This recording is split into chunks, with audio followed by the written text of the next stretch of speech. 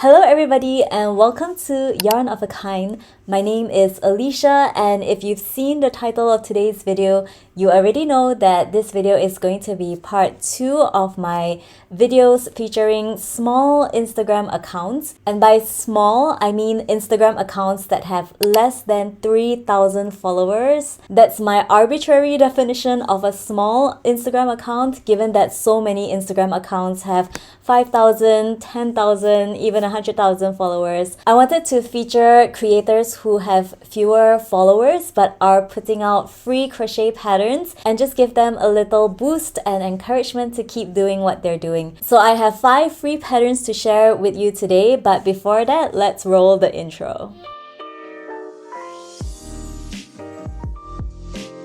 If you haven't watched part 1, don't worry about it because the two videos are not connected at all, except for the fact that they are built on the same concept. So after you finish watching this video, make sure you go ahead and jump over to that video. I will link that in the description box below for your convenience. Or you can watch any of my pattern compilation videos. I have a playlist on my channel and I think those are generally the most popular videos. So make sure you go and check those out. But without further ado, let's dive into the first pattern, which is this Ōtori-sama by Co. And if you're not familiar with this character, you should watch Spirited Away, which is a Studio Ghibli movie. I have watched the movie, but it was so many years ago that I completely forgot about this character. But nevertheless, I was really happy to make this one. It is a very good pattern, and one thing that I love the most about it is actually the aesthetic of the images of the pattern. So definitely go and check this out. It's so beautifully designed. The only change that I made to this pattern is with the eyes,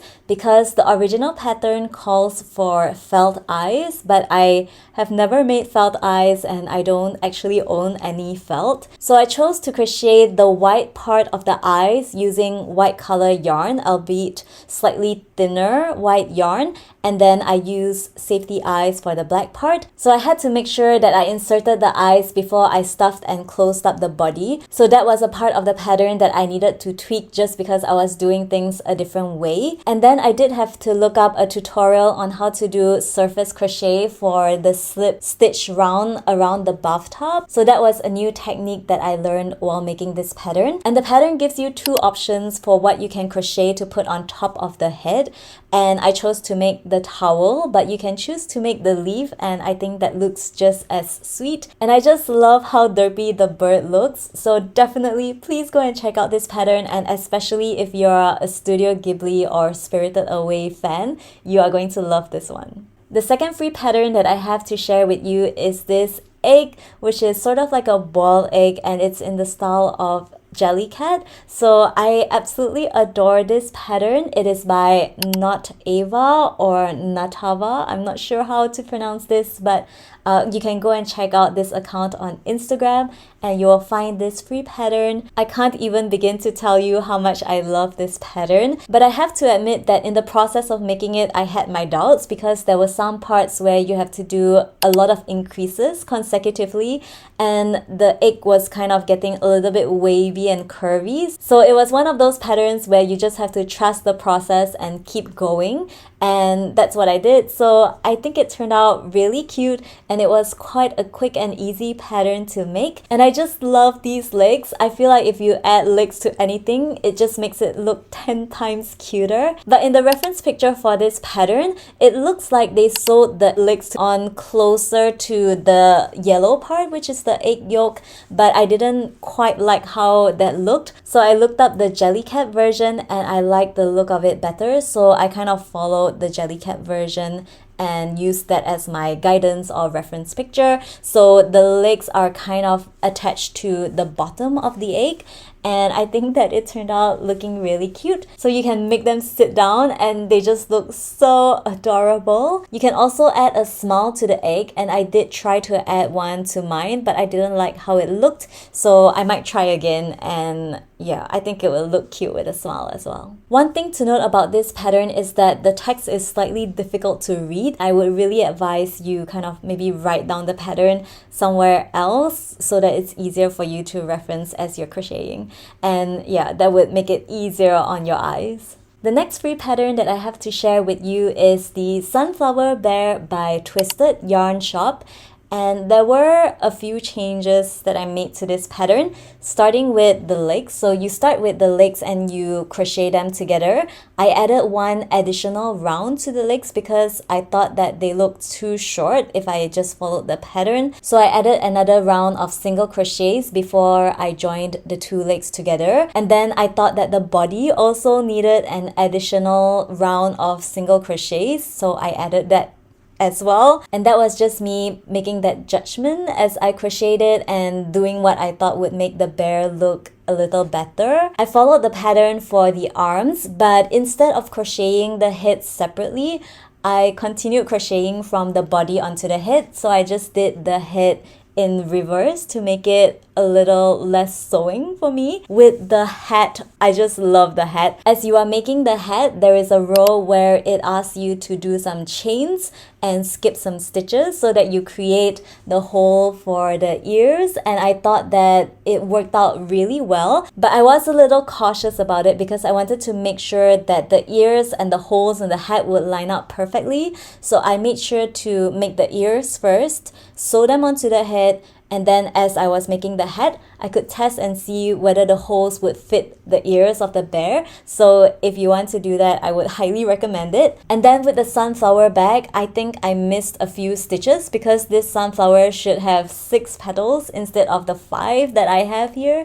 So I must have done something wrong, but I think it looks okay. It looks evenly distributed. It kind of looks like a flower, if not a sunflower, so I wasn't too bothered about it. And he turned out really cute, and the hat can be taken off. And if you want, you can also take out the bag. You can make other accessories to go along with this sunflower bear, and I just think that it's a really great pattern and you should definitely go and check it out. I'm looking at my notes and recalling how during the process of making this bear, I actually forgot to put the eyes on before I close up the head. If you follow the pattern and you make the body and the head separately, it's fine to follow the instructions exactly in the order that they're written in the pattern. But if you are choosing to do a low sew method and you're crocheting from the body onto the head, make sure you put the eyes on before you close up the head, because I made the mistake of closing up the head and then realizing that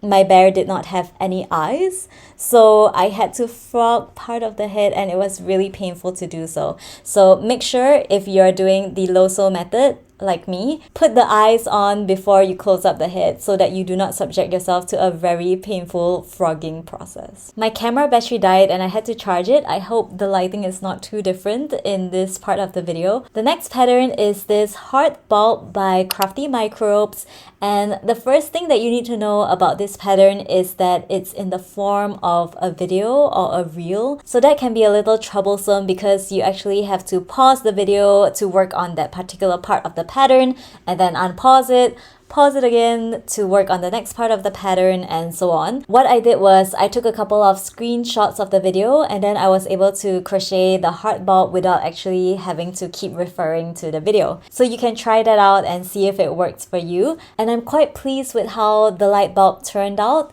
The only change that I added to this pattern was I added an additional row to each of these 2 sort of arches in the heart because I followed the pattern and I thought that the arches wouldn't be deep enough. I don't know if that makes sense. I haven't embroidered the details onto this part of the bulb.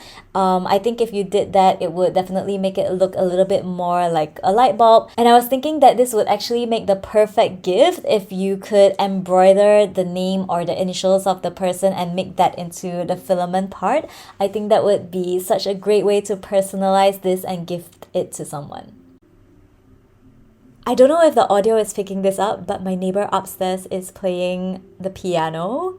So I'm just gonna continue though because I am going out shortly and I need to finish recording this video. The 5th and final pattern that I have to share with you is this lemon, which is again in the style of Jellycat.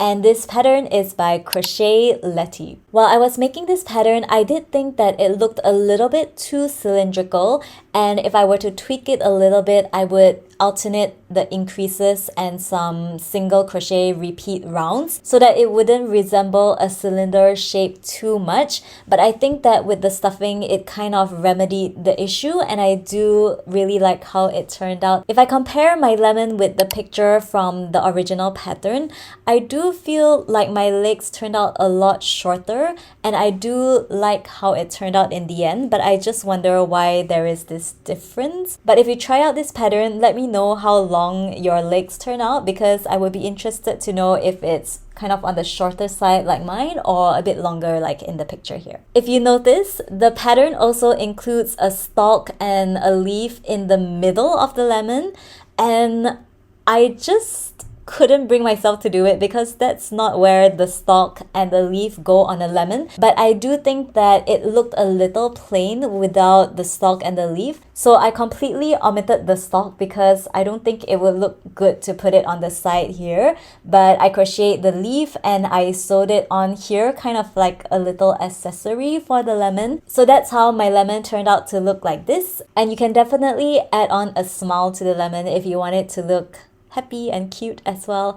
I haven't gotten around to doing that, but I might if I find the time. So these were the 5 free amigurumi patterns that I tried out this week, and I would definitely recommend all of these patterns. They were all really clear, really easy to follow, and everything turned out super cute. So definitely go and give these small creators a follow and support their accounts. And if I were to pick one of my favorite ones out of these 5, I think it would definitely be the egg. Let me know if you had a favorite out of these 5 patterns, and let me know if you decide to try out any of these patterns, because I would really love to see how your creations turned out. And I will see you in the next video, which is probably also going to be a pattern compilation video of no sew free amigurumi patterns. So definitely subscribe to my channel if you don't want to miss out on the video. Take care, and I'll see you again soon. Bye!